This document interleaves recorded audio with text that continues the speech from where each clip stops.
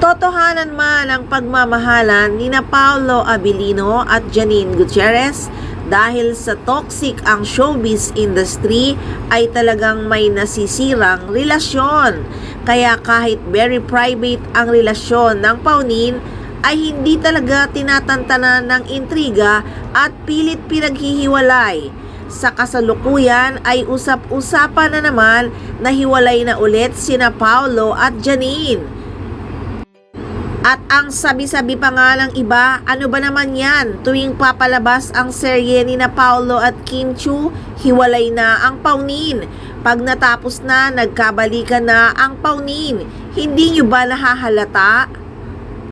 Gamit na gamit si Nini sa tambalan ng Kim Pao. Sasabihing hindi sikat pero pilit isinisingit ang pangalan niya.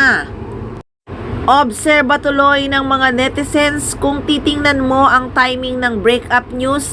Ngayon, mas lalong magiging maingay ang promo ng Paolo Kim Chiu new teleserye, ang What's Wrong with Secretary Kim.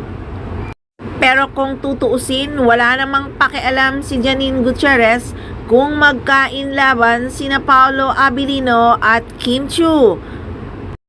Baka nga daw magpasalamat pa si Janine Gutierrez at nakawala na siya kay Paolo Abilino dahil nga sobrang nabubulagan talaga si Nini sa sobrang pagmamahal kay Pao.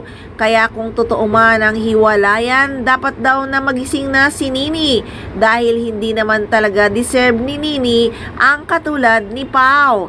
Kasi babaero nga daw. Kung sila nga ni LJ, 'di ba, may anak pa. At kung sino-sino pang artista. At yung kay Jody Tarasek, hindi din malaman kung bakit nag-break ang dalawa hanggang mapunta na nga siya kay Janine Gutierrez.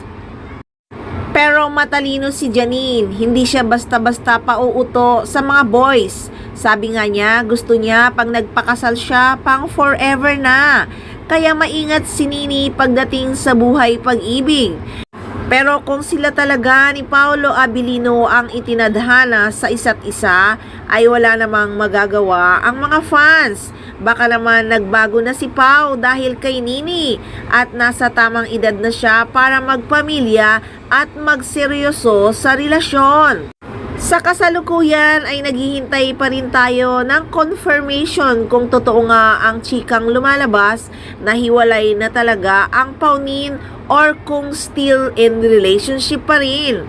Pero asa pa ba tayo? Pareho namang tikom ang bibig ng dalawa. Si Nini ngayon ay busy sa pagsushooting ng kanyang bagong movie. So wait na lang natin at lalabas din yan. Kaya abang-abang lang palagi ng mga bagong chika. Dito lang sa Maarteng Machika!